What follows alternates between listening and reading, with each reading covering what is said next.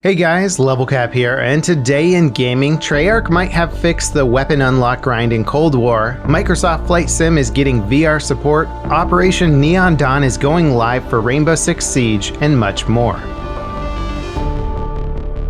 The latest update for Black Ops Cold War increased weapon XP earn rates in both multiplayer and zombies. By how much is anyone's guess, since Treyarch didn't really detail how much the rates have been raised. Some in the community have estimated that it's about a 25% increase. In my limited testing last night, I found I was getting at least one new attachment per match, even on weapons that were relatively high level. So you can expect to be earning more attachments per session by a noticeable amount. 25% seems to be about in line with what I experienced. Once Season 1 launches on the 15th, players will have access to double XP tokens and events, which will speed up the weapon grind even more. Microsoft Flight Simulator is getting official VR support on the 23rd as part of Sim Update 2. We've known for a while that Asobo would be adding VR support to the game, but having a firm release date really gives players a reason to be excited. Flight sims, in particular, make for great VR experiences. Sitting down in a fixed position and having a cockpit to anchor yourself to is one of the best ways to enjoy VR gaming, in my opinion. VR combined with Microsoft Flight Sim's stunning visual level is sure to be a jaw-dropping experience. Just flying around on a regular monitor has proven to be one of the highlights of the year for me, so I can only imagine how much more immersive it will be in VR. To sweeten the deal, Asobo are opening up the game to every VR system imaginable. Valve, Oculus, Windows mixed reality headsets, and more should all work seamlessly with the game when the update goes live. That's a big deal considering many games require dumb workarounds or third-party software to make them run on specific devices. The VR experience will also be seamless, as everything you need to do from trip prep to landing will work in VR, so no having to take off your headset to do pre-flight stuff. Unfortunately for Xbox owners though, there's still no word on when the console port for Microsoft Flight Sim is launching. Operation Neon Dawn for Rainbow Six Siege is launching tonight for all platforms. Like most operations, it's a pretty massive update to the game. It adds a new defender called Aruni, who has laser gates that destroy enemy gadgets. It also includes a significant rework of the skyscraper map. As for gameplay and meta changes, Hibana, Echo, and Jaeger's gadgets have all gotten a mix of changes to improve their utility or balance them more evenly with the other operators. One thing to note is that the Neon Dawn update will be larger than usual. Ubisoft are considering game files, so the game's total install size will be smaller once you've updated. Nvidia pulled a surprise launch today by revealing the RTX 3060 Ti. It's priced at $400 and offers RTX 2080 performance, which is pretty insane considering that GPU was $700 at launch. And as per usual, good luck getting one. They go on sale tomorrow, which means you'll have about 5 seconds to snag one before they instantly go out of stock. The 3060 Ti's surprise launch was probably an attempt to undercut AMD's recent GPU launch. Until now, neither company had a sub-$500 next-gen GPU. Hitting that $400 price point gives more budget-conscious gamers a real point of entry into both high-performance gaming and ray tracing support. The RTX 2080 was no slouch and is still a remarkably capable GPU. Getting that level of performance at basically half the price, plus better ray tracing performance and cooling, is a steal. Chances are, though, you'll have an easier time getting a used 2080. But regardless, the ball is still in AMD's court to release a sub-$500 GPU that can compete.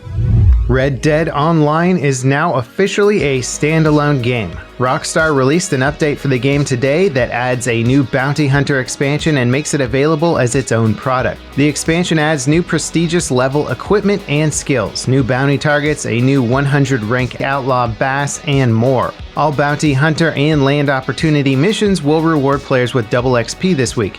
As for getting the standalone game for yourself, it's currently $5 and available on all major gaming platforms. Halo 4 was recently added as the final piece of the Master Chief Collection puzzle on PC. It was a fitting send-off for what has been a little over a year of Master Chief Collection releases by 343 and their porting partners. With the Master Chief Collection now complete on all platforms, you might think that this means no more content updates. But 343 are currently working on bug fixes, restoring some minor cut content like armors and weapon skins, and potentially adding campaign co-op to the first 2 Halo games. The last item does seem a bit unlikely though. 343 are basically in housekeeping mode with the Master Chief Collection now, and it will be up to all modders to implement features that the community wants. That said, modders have already done some crazy stuff with the Master Chief Collection games, so nothing is beyond the realm of possibility. Doom Eternal is finally available on Xbox Game Pass for PC. It was available back in October for Xbox consoles, and now it's available on PC. id just released an update for the game as well that adds the Super Gore Nest Master level. This was one of the highlight combat arenas in the game's campaign, so having a master level that lets you replay it with new difficulty options and challenges is pretty cool. Completing the challenges will net you some new cosmetics, and if you complete them all, you'll get a gold combat shotgun. Eternal's Switch port was revealed yesterday in a new trailer that looks pretty promising. That version of the game launches on the 18th. It will be a digital-only release and weighs in around 18 gigabytes. So if your Switch is full, now might be a good time to get an even bigger SD card. In our final story today, the 2020 war against scalpers just got a little more promising as a scalper group that claimed to nab 1,000 Xbox Series X orders just had them all canceled.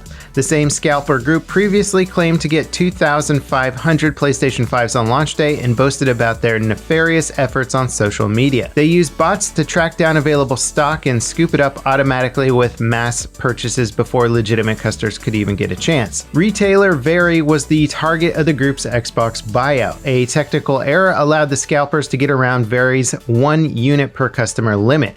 Thankfully, they caught the mistake and quickly canceled all of the scalpers' orders. Most retailers have seemed perfectly fine with scalpers buying up stock or have no reliable way of deterring the behavior. eBay and other reseller websites have taken action against apparent scams, but few if any major scalpers have been taken down for inflating the cost of goods they actually have to sell. Also, the empty box listings might get deleted quickly, but don't expect Xbox and PlayStation 5 listings selling for $1,000 to get taken down. All that said, some retailers are taking action. Online retailer Box is asking customers to enter a ballot for a chance to buy a new Xbox console when stock becomes available later this month. Stock updates are set to happen on the 7th and 14th. Customers can enter the ballot now and cross their fingers that they get a response. The only other retailer that has done anything similar is EVGA. They've been offering signups for email notifications that will give you a window to claim a new GPU. And that wraps it up for today in gaming. As always, guys, thank you so much for watching. Let me know what story you thought was the most interesting in the comments down below. Have you been able to get a new Xbox or GPU if you've been wanting one? Leave a like if you enjoyed this video, subscribe for more content like this in the future, and I'll see you guys next time. This is LevelCap signing off.